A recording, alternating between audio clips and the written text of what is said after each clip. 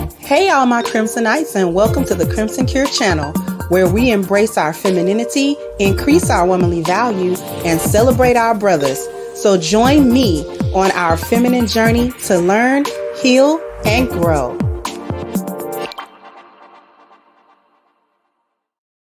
Hey there, my Crimsonites, and welcome to the Crimson Cure channel. I'm your hostess, femininity coach, and author of the Crimson Cure, and this is my perspective. So I just wanted to come at you real quick with these women being tired of being independent, but there's still a little bit of a catch, and we're not going to waste too much time. Let's check out the clip. Growing up, we were fed all of this propaganda about being independent.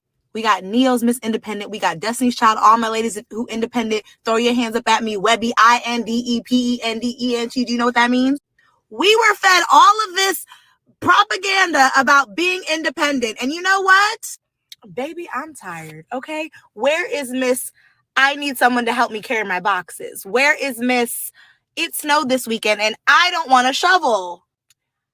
Now, yes, I am Miss Independent, but I would like to be retired. Who would like to retire me to be Miss Have a Man Help Her?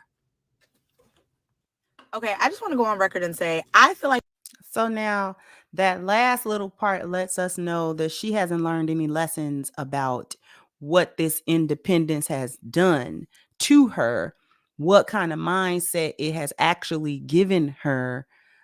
She still hasn't learned anything. A man helper, girl, if you don't knock it off, you want a man helper. You don't want to be a man helper. You don't want to be a help to a man. You want a man to be a help to you. You want a man slave. And this is why getting on TikTok, getting on social media and having this wine fest about tired of being independent, you tired of being by yourself, you tired of doing everything on your own, you tired of paying all your bills. This is why the men have tuned it out for the most part, because it isn't coming from a place of life humbled me. It isn't coming from a place of, you know what, not only am I realizing I'm having to do things by myself in terms of financially, I'm also in a position as to where it's like I have understood where I am. I have understood that my values are bad. The things that I have valued have not only have they not served me in a material sense, they have not served me spiritually. They have not made me a better person. I'm actually not the best person at all that I could be. It has led me into not being a good woman because this independent mantra has robbed me of actually ever knowing or learning what a good woman actually is. What is it about a woman that can maintain a healthy, happy marriage? What is it about? What qualities does such a woman actually have for herself? And what qualities does she look for in a husband to where when they come together, they can actually have this healthy, happy, relationship that lasts until death do them part? So there's no level. What I'm saying is there's no level of introspection that's actually going on here. It's just, oh, I'm tired of getting up, working all the time. I'm tired of having to pay for my own lifestyle. I'm tired of having to pay my own car note and, like you said, shovel my own snow and carry my own boxes. And it does get tiresome. It does get tiresome, especially when you're getting a little older. See, at 30 something, at 30 something, I was married, but in terms of just me personally, it didn't bother me to carry the bags up the stairs. It didn't bother me to, do more physical stuff because it's like, well, I'm young, I got the energy to do it.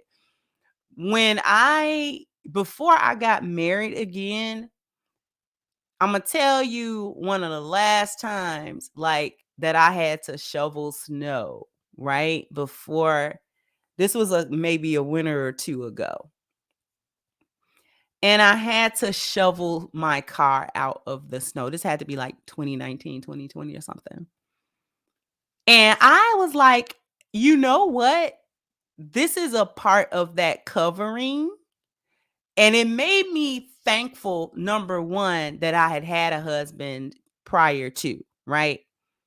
And now that I'm married again, the appreciation level of my husband and for my husband is astronomical at this point.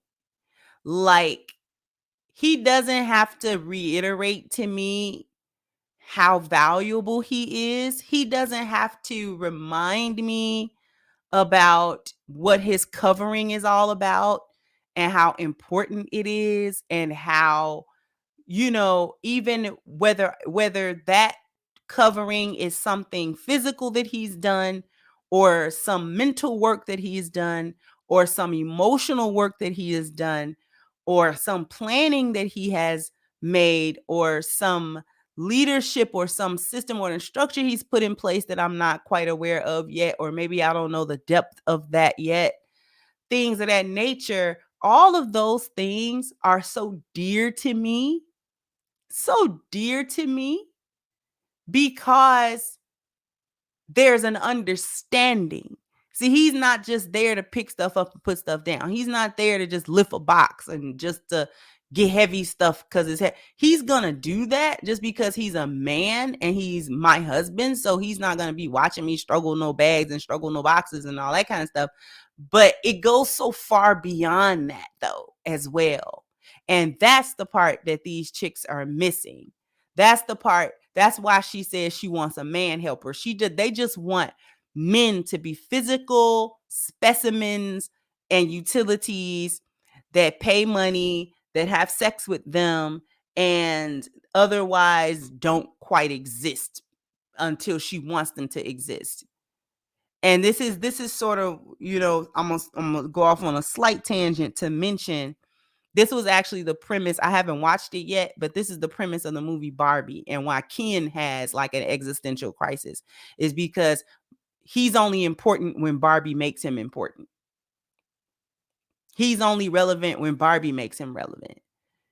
You know what I mean? He only is awesome when Barbie says he's awesome, and when Barbie pays him attention and makes him awesome.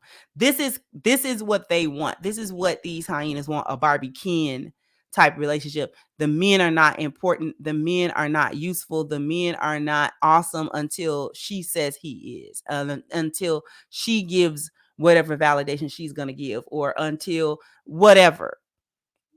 They want somebody that's just going to do the heavy lifting physically and financially and emotionally, because they don't want to do any emotional work in these relationships either. They don't want to do any work. And her last statement proved it. She didn't sit here and talk about the ills of feminism and how those things really broke down the society of women. She didn't display any cognizance of, having thought about all of the intricacies and the things that even have gone on in her life where she could have truly benefited from the essence of the man rather than just his finances and things of that nature. No, she just wants somebody to lift boxes and pay bills. Like, girl, ain't nobody got time for that.